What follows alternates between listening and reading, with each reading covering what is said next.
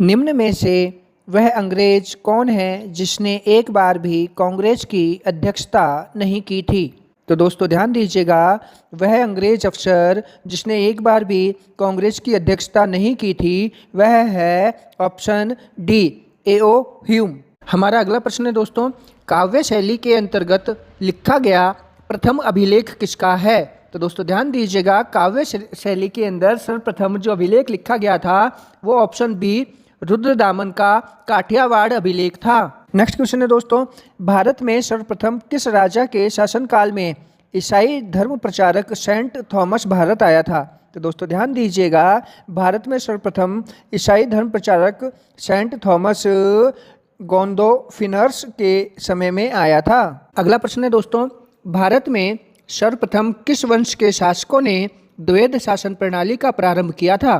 तो दोस्तों ध्यान दीजिएगा, भारत में सर्वप्रथम जो है कुषाण शासकों ने, ऑप्शन सी इसका राइट होगा, कुषाण शासकों ने द्वैध शासन प्रणाली का प्रारंभ किया था। हमारा अगला प्रश्न है दोस्तों, भारत में सर्वप्रथम किस वंश के शासकों ने सोने के सिक्के जारी किए? तो दोस्तों ध्यान दीजिएगा, भारतवर्ष में सबसे पहले जो हमारा हिंदन वंश था उन्होंने सोने के सिक्के जारी किए थे। ऑप्शन इसका राइट आंसर होगा। दोस्तों हमारा अगला प्रश्न है, भारत में सर्वप्रथम किस वंश के शासकों ने शुद्ध सोने के सिक्के जारी किए थे? तो दोस्तों ध्यान दीजिएगा, भारत में सर्वप्रथम जो है हमारे कुषाण वंश ने शुद्ध सोने के सिक्के। दोस्तों हमारा अगला प्रश्न है, भारत में सर्वप्रथम किस वंश के शासकों ने सबसे अधिक मात्रा में सोने के सिक्के जारी किए थे? तो दोस्तों ध्यान दीजिएगा कि भारतवर्ष में सबसे पहले हमारे जो सबसे अधिक मात्रा में सोने के सिक्के जारी करे थे वह था गुप्त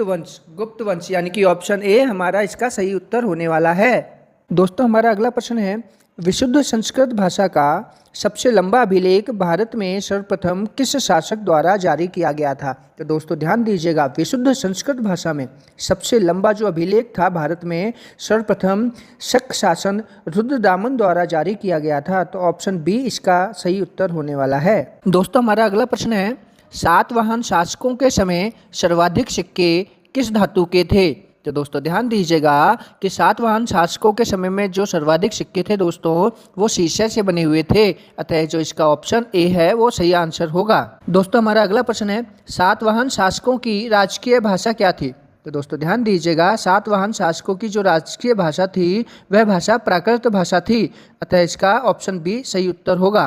दोस्तों हमारा अगला प्रश्न है, भूमिदान का प्रथम उल्लेख कब मिला? तो दोस्तों ध्यान दीजिएगा, भूमिदान का जो प्रथम उल्लेख था वह सातवाहन वंश के समय में मिला था, अतः इसका जो सही आंसर होने वाला है ऑप्शन सी इसका सही उत्तर है। दोस्तों हमारा अगला प्रश्न है, अशोक का सबसे छोटा अभिलेख कौन सा है? तो दोस्तों ध्यान दीजिएगा, अशोक का जो सबसे छोटा अभिलेख है वह है ऑप्शन सी रुक्मिणी देही। दोस्तों हमारा अगला प्रश्न है, कहाँ पर प्राप्त अशोक के अभिलेख के निचले भाग में मयूर का चिन्ह अंकित है? तो दोस्तों ध्यान दीजिएगा, ऑप्शन बी लौरिया नंदनगढ़ में प्राप्त अशोक के अभिलेख के निचले भाग में मयूर का चिन्ह अंकित है, तो ऑप्शन बी इसका सही आंसर है। दोस्तों हमारा अगला प्रश्न है, निम्न में से किसने सल्लेखना उपवास के द्वारा अपनी मृत्यु को प्राप्त किया था? तो दोस्तों ध्यान दीजिएगा, इस प्रश्न का जो उत्तर होने वाला है वो ऑप्शन सी है, चंद्रगुप्त मौर्य। इन्होंने अपनी मृत्यु को सल्लेखना उपवास के द्वारा प्राप्त किया था। दोस्तों हमारा अगला प्रश्न है, किस ग्रंथ में शूद्रों के लिए आर्य शब्द का प्रयोग हुआ है? तो दोस्तों ध्यान दीजिएगा, इसका जो आंसर होने वाला है ऑप्शन ए राइट आंसर होगा, अर्थशास्त्र में शूद्रों के लिए आर्य शब्द का प्रयोग किया गया है। दोस्तों हमारा अगला प्रश्न है, तक्षशिला में हुए विद्रोह को दबाने के लिए बिंदुसार ने निम्न में से किसे भेजा था? तो दोस्तों ध्यान दीजिएगा, तक्षशिला में हुए विद्रोह को दबाने के लिए बिंदुसार ने अशोक को भेजा था, तो ऑप्शन बी इसका सही उत्तर होने वाला है।